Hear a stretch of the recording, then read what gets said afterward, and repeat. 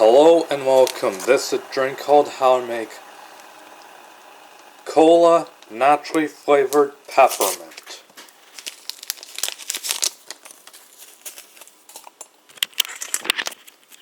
Put the tea bag in there.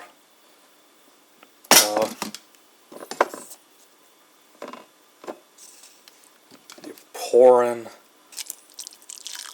the water halfway, and last but not least, you open up this can of Cola Naturally Flavored and you pour it into this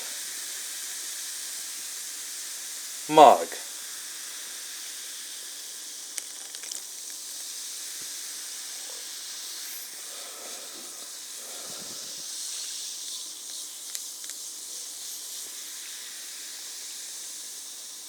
Pour in a little more. And there you go, folks. Here is your Cola Naturally Flavored Pure Peppermint. Enjoy, folks, and thank you for watching.